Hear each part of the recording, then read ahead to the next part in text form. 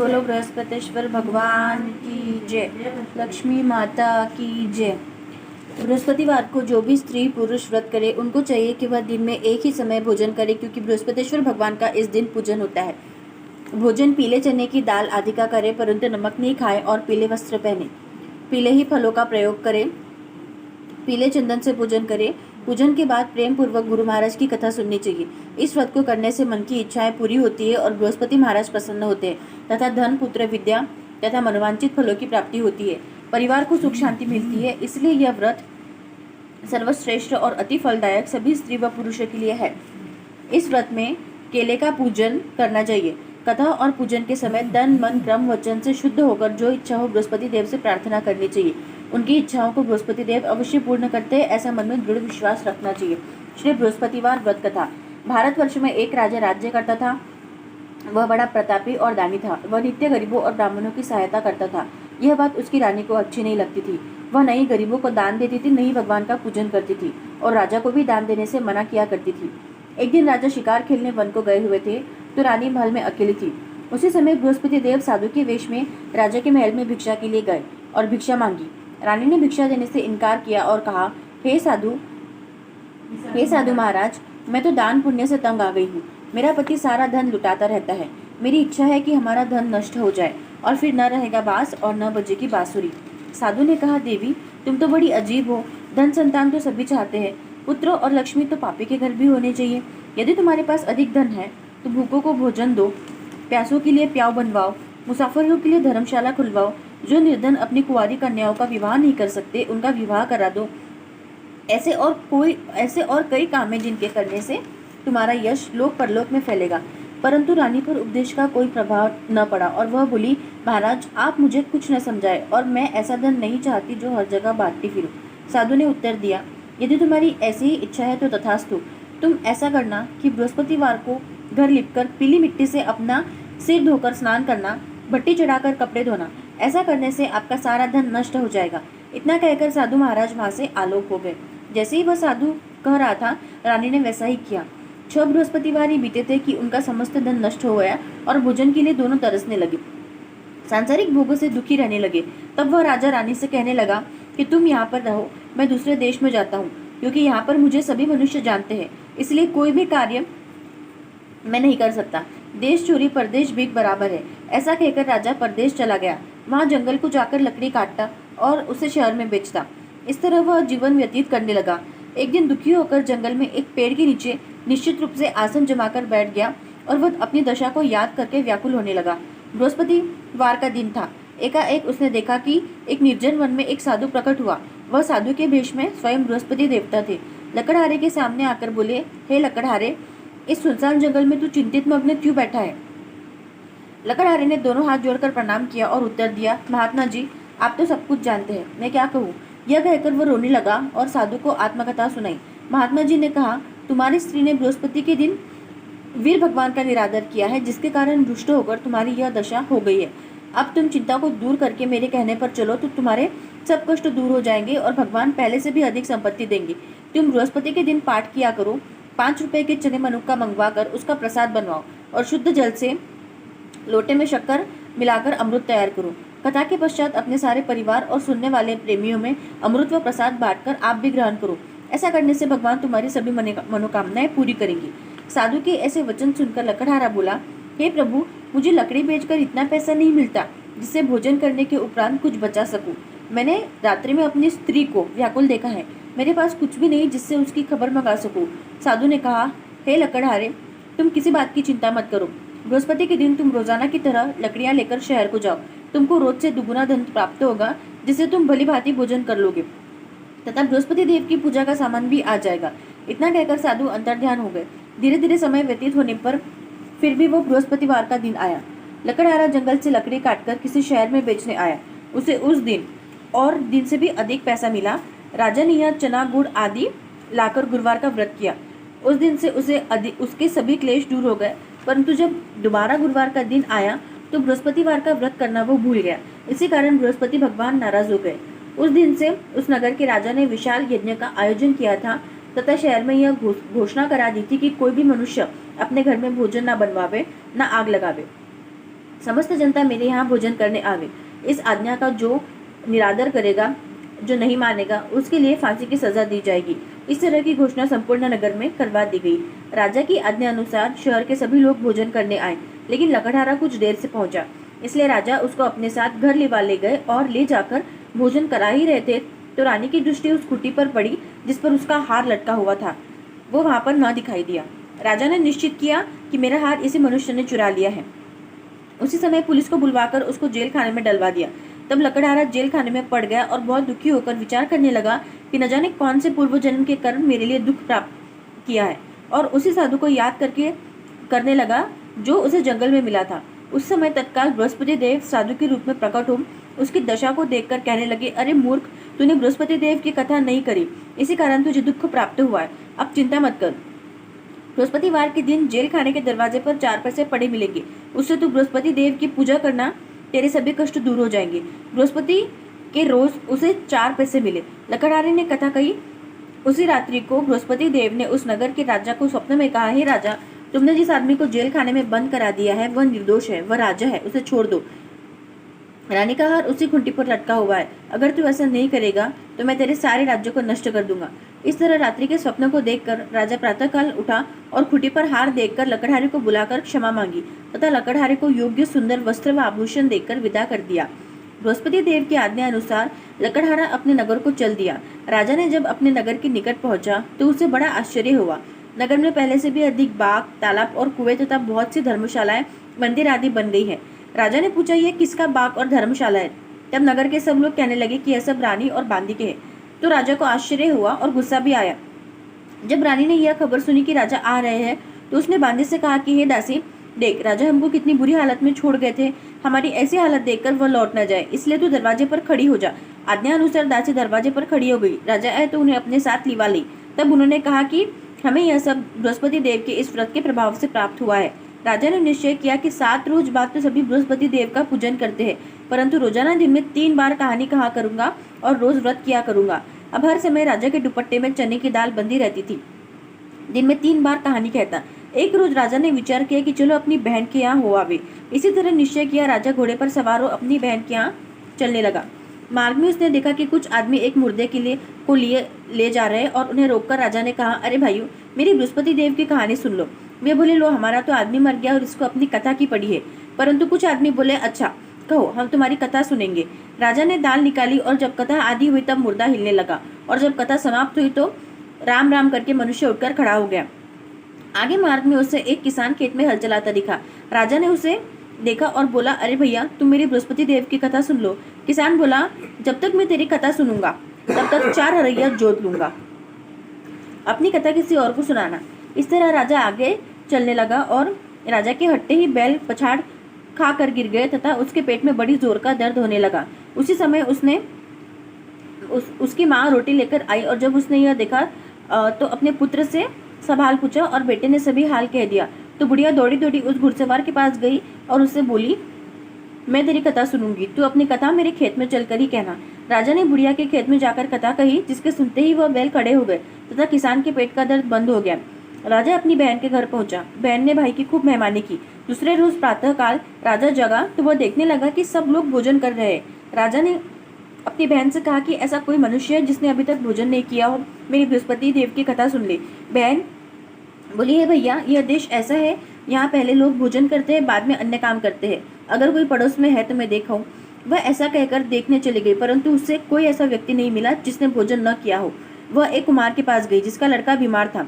उसे मालूम हुआ कि उसके यहाँ 3 रोज से किसी ने भी भोजन नहीं किया है। रानी ने अपने भैया की कथा सुनने के लिए कुमार को कहा। वह तैयार हो गया। राजा ने आकर बृहस्पति देव की कथा कही, जिसको सुनकर उसका लड़का ठीक हो गया। अब तो राजा की प्रशंसा होने लगी। एक रोज राजा ने बहन से कहा, हे बहन, हम अपने घर को जाएंगे, तुम भी तैयार हो जाओ। राजा की बहन ने अपनी सास से कहा। सास ने कहा कि हाँ चली जा, परंतु अपने लड़कों को मत लेके जाना, क्योंकि तेरे भाई की कोई औलाद नहीं है। बहन ने अपने भाई से कहा, हे भैया, मैं तो चलूंगी, परंतु कोई बालक नहीं जाएगा। राजा बोला, जबकि बालक ही नहीं जाएगा तो तुम क्या करोगी? बड़े दुखी मन से राजा अपने नगर को लौट गया। राजा ने अपनी रानी से कहा, हम निर्वंशी राजा है, हमारा मुंह देखने का धर्म नहीं है, और कुछ भोजन आदि नहीं किया। रानी बोली, बृहस्पति देव ने हमें सब कुछ दिया है, हमें औलाद अवश्य देंगे। उसी रात को बृहस्पति देव ने राजा को स्वप्न में कहा, हे राजा, उठ, सभी सोच त्याग दे, तेरी रानी गर्भ से है। राजा की यह बात सुनकर बड़ी खुशी हुई। 9वें महीने में उसके गर्भ से एक सुंदर पुत्र पैदा हुआ। तब राजा बोला, हे रानी, स्त्री बिना भोजन के रह सकती है, बिना कहे नहीं रह सकती। जब मेरी बहन आवे तो तुम उससे कुछ कहना मत। रानी ने सुनकर हाँ कह दिया। तब राजा की बहन ने यह शुभ समाचार सुना तो वह बहुत खुश हुई तथा बधाई लेकर अपने भैया के यहाँ आई। तब रानी ने कहा कि घोड़ा चढ़कर तो नहीं आई, गधा चढ़ी आई। राजा की बहन बोली, भाभी, मैं इस प्रकार न कहती तो तुम्हें औलाद कैसे मिलती? बृहस्पति देव ऐसा ही है, जैसे जिसके मन में कामनाएं हैं सभी को पूर्ण करते हैं। जो सद्भावना पूर्वक बृहस्पतिवार का व्रत करते हैं एवं कथा पढ़ता है, सुनता है अथवा दूसरों को सुनाता है, बृहस्पति देव उसकी सभी मनोकामनाएं पूरी करते हैं। भगवान बृहस्पति देव उसकी सदैव रक्षा करते हैं। संसार में सद्भावना से भगवान जी की पूजा व्रत करके सच्चे हृदय से उनका मनन करते हुए जयकारा बोलना चाहिए। बोलो बृहस्पति भगवान की जय। प्राचीन काल में एक ब्राह्मण था। वह बहुत निर्धन था। उसकी कोई संतान नहीं थी। उसकी स्त्री बहुत मलिनता के साथ रहती थी। वह स्नान न करती थी, किसी देवता का पूजन न करती थी। इससे ब्राह्मण देवता बड़े दुखी थे। बेचारे बहुत कुछ कहते थे, परंतु उसका कुछ परिणाम न निकला। भगवान की कृपा से ब्राह्मण की स्त्री की कन्या रूपी रत्न पैदा हुआ। कन्या बड़ी होने पर प्रातः स्नान करके विष्णु भगवान का जप करती वो बृहस्पतिवार का व्रत करने लगी। अपने पूजन पाठ को समाप्त करके स्कूल को जाती तो अपनी मुट्ठी में जौ भर के ले जाती और पाठशाला के मार्ग में डालती जाती। तब ये जौ स्वर्ण के हो जाते। लौटते समय उनको बीन कर घर ले आती। एक दिन वह बालिका सूप में उस सोने के जौ को फटकार कर साफ कर रही थी कि उसके पिता ने देख लिया और कहा, हे बेटी, सोने के जौ के लिए सोने का सूप होना चाहिए। दूसरे दिन बृहस्पतिवार था। इस कन्या ने व्रत रखा और बृहस्पति देव से प्रार्थना करके कहा, मैंने अपनी पूजा सच्चे मन से की हो तो मेरे लिए सोने का सूप दे दो। बृहस्पति देव ने उसकी प्रार्थना स्वीकार कर ली और रोजाना की तरह कन्या जौ फैलाती हुई जाने लगी। तब लौटकर जौ बीन रही थी तो बृहस्पति देव की कृपा से सोने का सूप मिला और उसे वह घर ले आई। उसमें जौ साफ करने लगी, परंतु उसकी माँ का वही ढंग रहा। एक दिन की बात है कि वह कन्या सोने के सूप में जौ साफ कर रही थी। उस समय उस शहर का राजा का बेटा राजपुत्र वहां से होकर निकला। इस कन्या की रूप और कार्य को देखकर मोहित हो गया तथा अपने घर आकर भोजन तथा जल त्याग दिया और उदास होकर बैठ गया। राजा को जब इस बात का पता चला तो अपने प्रधानमंत्री के साथ उसके पास गए और बोले, हे बेटा, तुम्हें किस बात का कष्ट है? किसी ने अपमान किया है अथवा किसी और कारण से दुखी हो? बताओ, सो मैं वह कार्य करूंगा जिससे तुम्हें प्रसन्नता हो। पिता की राजकुमार की बातें सुनी तो वह बोला कि मुझे आपकी कृपा से किसी बात का दुख नहीं है। किसी ने मेरा अपमान नहीं किया है, परंतु मैं उस लड़की से विवाह करना चाहता हूँ जो सोने के सूप में जौ साफ कर रही थी। यह सुनकर राजा आश्चर्य में पड़ा और बोला, हे बेटा, इस तरह की कन्या का पता तुम ही लगाओ, मैं उसके साथ तेरा विवाह अवश्य करा दूंगा। राजकुमार ने उस लड़की के घर का पता बतलाया। तब मंत्री उस लड़की के घर गए और ब्राह्मण देवता को सभी हाल बताया। ब्राह्मण देवता राजकुमार के साथ अपनी कन्या का विवाह कराने के लिए तैयार हो गए तथा विधि विधान के अनुसार ब्राह्मण की कन्या का विवाह राजकुमार के साथ हो गया। राजा के घर से जाते ही पहले की भांति उस ब्राह्मण देवता के घर में गरीबी का निवास हो गया। अब भोजन के लिए दोनों तरसने लगे। एक टाइम का भोजन भी बड़ी मुश्किल से मिलता था। एक दिन दुखी होकर ब्राह्मण देवता अपनी पुत्री के पास गए। बेटे ने पिता की दुखी अवस्था को देखकर और अपनी माँ का हाल पूछा। तब ब्राह्मण ने सभी हाल कहा। कन्या ने बहुत सा धन देकर अपने पिता को विदा कर दिया। इस तरह ब्राह्मण का कुछ समय सुखपूर्वक व्यतीत हुआ। कुछ दिन बाद फिर वही हाल हो गया। ब्राह्मण फिर अपनी कन्या के यहाँ गया और सारा हाल बताया। तो लड़की बोली, हे पिताजी, आप माताजी को यहाँ लिवा लाओ, मैं उन्हें विधि बता दूंगी जिनसे गरीबी दूर हो जाएगी। वह ब्राह्मण देवता अपनी स्त्री को साथ लेकर पहुंचे तो उसकी माँ को वो समझाने लगी, तुम प्रातःकाल प्रथम स्नानादि करके विष्णु भगवान का पूजन करो तो सब दरिद्रता दूर हो जाएगी। परंतु उसकी माँ ने एक भी बात नहीं मानी और प्रातःकाल उठकर अपनी पुत्री के बच्चों का जूठन खा लिया। इससे उसकी पुत्री को बहुत गुस्सा आया और वह एक रात को कोठरी से सभी सामान निकाल दिया और अपनी माँ को उसमें बंद कर दिया। प्रातःकाल उसे निकाला तथा स्नानादि करा के पाठ करवाया तो उसकी माँ की बुद्धि ठीक हो गई। फिर प्रत्येक बृहस्पतिवार को वो व्रत रखने लगी। इस व्रत के प्रभाव से उसके माँ बाप बहुत ही धनवान और पुत्रवान हो गए और बृहस्पति जी के प्रभाव से इस लोक के सुख को भोगकर स्वर्ग लोक को प्राप्त हुए। बोलो बृहस्पति देवता की जय। श्री लक्ष्मी व्रत की कहानी। सुनिए सुनिए सभी भक्तजनों, सुनिए श्री लक्ष्मी व्रत की कहानी सुनिए, बृहस्पतिवार की कहानी सुनिए। यह कहानी श्रवण करने से दुख दारिद्र्य नष्ट हो जाता है। श्री लक्ष्मी की कृपा होती है, धन दौलत प्राप्त होती है, संतति दीर्घायुषी होती है, मन की आशा पूरी होती है। श्री लक्ष्मी विविध रूपिणी है। लक्ष्मी के अनेक नाम हैं। कैलाश में रहने वाली पार्वती, श्रीराब्धी की सिंधु कन्या, स्वर्ग की श्री महालक्ष्मी, भूलोक में रहने वाली लक्ष्मी, ब्रह्मलोक की सावित्री, गोलोक की राधिका, वृंदावन में रहने वाली राजेश्वरी, नंदनवन की नंदा, चंदनवन की चंद्रा, चंपक वन की विरजा, पद्मवन की पद्मावती, मालती वन की मालती, कुंदन वन की कुंदती, केतकी वन की सुशीला, कदम्ब वन की कदम्बमाला, राजगृह में रहने वाली राजलक्ष्मी और घर घर की गृहलक्ष्मी, ऐसे विविध रूप और नाम से लक्ष्मी देवी जानी जाती है। द्वापर युग में सौराष्ट्र देश में भद्रेश्वरा नाम का एक राजा रहता था। वह पराक्रमी था। 4 वेद, 6 शास्त्र, 18 पुराण, इसका ज्ञान उन्हें प्राप्त था। उसकी रानी का नाम था सूरजचंद्रिका। वह लावण्यमयी, सुलक्ष्मी और पतिव्रता थी।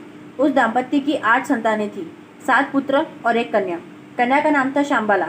एक दिन श्री लक्ष्मी देवी के मन में आया कि राजा के गृह में जाकर निवास करे, जिसके कारण राजा अपनी प्रजा को अधिक सुख दे पाएगा। गरीब के घर में आकर अगर मैं रहूंगी तो वो मेरी सारी धन संपत्ति खा लेगा। इसलिए लक्ष्मी ने वृद्धा ब्राह्मण स्त्री का रूप ले लिया। हाथ में लकड़ी का सहारा लेते हुए वह सूरजचंद्रिका रानी के महल के दरवाजे में जाकर खड़ी हो गई। उसे देखकर रानी की एक सेविका सामने आई। उसने उस वृद्ध स्त्री से पूछताछ की। वृद्ध स्त्री के रूप में लक्ष्मी माता कहने लगी, मेरा नाम है कमला, पति का नाम है भुवनेश, हम लोग द्वारिका में रहते हैं। तुम्हारी रानी पूर्व जन्म में एक वैश्य की पत्नी थी। हर दिन उन दोनों पति पत्नी में झगड़ा पैदा हो जाता था। उसका पति उसे बहुत मारपीट करता था। इस हालत में वह परेशान हो गई और घर छोड़कर चली गई। वन में कुछ न खाए पिए घूमती रही। उसकी ऐसी हालत देखकर मुझे उस पर तरस आ गया। धन संपत्ति देने वाली श्री लक्ष्मी व्रत की कहानी मैंने उसे सुनाई। मेरी कथा अनुसार उसने लक्ष्मी का व्रत का पालन किया। श्री लक्ष्मी देवी उससे प्रसन्न हो गई। इसी कारण उसका दारिद्र्य नष्ट हो गया। संतति संपत्ति से उसका घर भर गया, आनंद हो गया। तत्पश्चात उन दोनों का निधन हो गया। लक्ष्मी व्रत करने से दोनों लक्ष्मी लोक में वैभव से रहने लगे। जितने साल उन्होंने लक्ष्मी व्रत किया उतने 1000 वर्ष उन दोनों को सुख प्राप्त हुआ। तभी तो उन्हें राजकुल में धन प्राप्त हुआ है। लेकिन रानी को अभी अपने व्रत का विस्मरण हो गया है। उसे स्मरण कराने के लिए मैं यहाँ पर आई हूँ। रानी की सेविका ने उसे अंदर ले जाकर लक्ष्मी व्रत की जानकारी पूछी, पूजा विधि की सभी जानकारी ले ली। वृद्धा रूपधारी श्री लक्ष्मी ने उसे लक्ष्मी व्रत की जानकारी एवं महात्म्य कथन कराया। इसके बाद वह रानी की दासी उस वृद्ध स्त्री का एहसान मानकर रानी को उसका संदेश देने के लिए चली गई। राजवैभव में रहने वाली रानी को अपने ऐश्वर्य का बहुत घमंड था। वह उन्मत्त हो गई। वृद्ध का संदेश सुनकर वह गुस्से में आ गई और वृद्ध ब्राह्मण स्त्री को अपमानित किया। लेकिन वह वृद्धा साक्षात लक्ष्मी थी। यह बात रानी को मालूम नहीं थी। रानी का बर्ताव देखकर लक्ष्मी ने वहां रहना पसंद नहीं किया। अपने खुद के निवास में ही रहना पसंद किया। वह वहां से निकली। कुछ ही फासले पर उसे शांबाला मिली। उसे सारी जानकारी मिली। उसने उस वृद्ध स्त्री से क्षमा याचना की। तब लक्ष्मी को उस पर दया आ गई। उसने शांबाला को लक्ष्मी व्रत की जानकारी दी। उस दिन मार्गशीर्ष मास का प्रथम बृहस्पतिवार था। शांबाला ने भाव भक्ति से लक्ष्मी व्रत का पालन किया। इसकी फल प्राप्ति यह हुई कि सिद्धेश्वर नामक राजा के मालाधर नामक पुत्र के साथ उसका विवाह संपन्न हुआ। उसे बड़ा वैभव प्राप्त हुआ। वह अपने पति के साथ राज वैभव से रहने लगी। इधर लक्ष्मी कोपायमान होने के कारण राजा भद्रश्रया और रानी सूरजचंद्रिका इनके राज्य का अंत हो गया। वैभव ऐश्वर्य का लोप हुआ और उनकी दशा बड़ी दयनीय हो गई। एक दिन सूरजचंद्रिका अपने पति से बोली, अपनी बेटी का पति राजा है, बड़ा अमीर है, उनके पास जाओ, अपनी हालत का बयान करो, उनको दया आएगी और वह कुछ धन संपत्ति जरूर देगा। भद्रश्रवा शांबाला के पति के राज्य में गया। एक तालाब के किनारे विश्राम लेने के लिए बैठ गया। इतने में शांबाला की कुछ दासियां जलकुंभ लेकर जल भरने के लिए वहां आई। राजा भद्रश्रवा को देखा। उन दासियों ने उनके नाम, गांव के बारे में पूछताछ की। उन्होंने सब कुछ उन्हें बतलाया। वह अपनी रानी शांबाला का ही पिता है, यह बात समझने पर सभी दासियां दौड़ते दौड़ते शांबाला के पास गई। सारी जानकारी उसे बताई। शांबाला अपने पिताजी को बड़े ठाट बाट के साथ अपने साथ महल में ले आई। उनकी आवभगत की, पिताजी को मिष्ठान्न भोजन खिलाया, उनका आदर सत्कार किया। जब वह वापस जाने लगा तब उसने उसे घड़ा भर के भेंट स्वरूप धन दिया। भद्रश्रवा अपने घर पहुंच गया। सूरजचंद्रिका को आनंद हुआ। उसने भेंट घड़ा खोला तो अंदर क्या था? घड़े में धन नहीं था, कोयला भरा हुआ था। लक्ष्मी की अवकृपा से ही यह चमत्कार हुआ था। कुछ दिन बीत गए। तब सूरजचंद्रिका अपनी लड़की के घर गई। वह दिन था मार्गशीर्ष मास का अंतिम बृहस्पतिवार। शांबाला ने लक्ष्मी व्रत किया था। अपनी माताजी से ही वह व्रत करवाया। सूरजचंद्रिका अपने घर वापस आ गई। उसने लक्ष्मी व्रत किया था, इसलिए उसे तत्काल का वैभव फिर प्राप्त हुआ। राजा ऐश्वर्य से रहने लगा। कुछ दिन बाद शांबाला मायके में आ गई, लेकिन अपने खुद के पिताजी को कोयले दिए, अपने को कुछ भी नहीं दिया, यह गुस्सा सूरजचंद्रिका के मन में था। इसलिए शांबाला की वहाँ किसी ने पूछताछ नहीं की। उसका वहाँ अनादर किया गया, लेकिन शांबला अपने माताजी पर क्रोधित नहीं हुई। वहाँ से निकलते समय उसने वहाँ से कुछ नमक लिया था। निवास पहुँचने पर शांबला ने पतिदेव ने शांबला से पूछा, मायके से क्या ले? तब वह बोली, राजा का तथ्यांश सार लेकर आई हूँ। पतिदेव बोले, इसका मतलब? उसने जवाब दिया, कुछ दिन ठहरो, सारी बातें समझ आ जाएगी। उस दिन उसने भोजन की सभी चीज़ें बिना नमक के तैयार की और ऐसा तैयार करने का उसने दासियों को हुक्म दिया। पतिदेव को भोजन परोसा। उसे भोजन का खाद्य पदार्थ नमक बिना रुचिहीन लगा। बाद में उसने भोजन थाली में कुछ नमक रखकर छोड़ा। खाद्य पदार्थ में वो मिलाए और भोजन रुचिमय लगने लगा। यही है राज्य का सार। शांबला के पति को यह बात संपूर्ण रूप से समझ आ गई। संक्षिप्त में इस प्रकार से जो कोई श्री लक्ष्मी का व्रत श्रद्धायुक्त भाव से करेगा तो उसे लक्ष्मी की कृपा प्राप्त होगी, सुख शांति का लाभ होगा, मनोकामनाएं पूर्ण होगी। लेकिन अमीरी प्राप्त हो जाने के बाद लक्ष्मी व्रत करने को कभी न भूले। हर बृहस्पतिवार को पोथी का पठन श्रवण अवश्यमेव करें। ऐसी यह श्री लक्ष्मी व्रत की कहानी, बृहस्पतिवार की कहानी, सभी को सफलता प्राप्त कराने वाली कहानी। शंभुर्भवतु।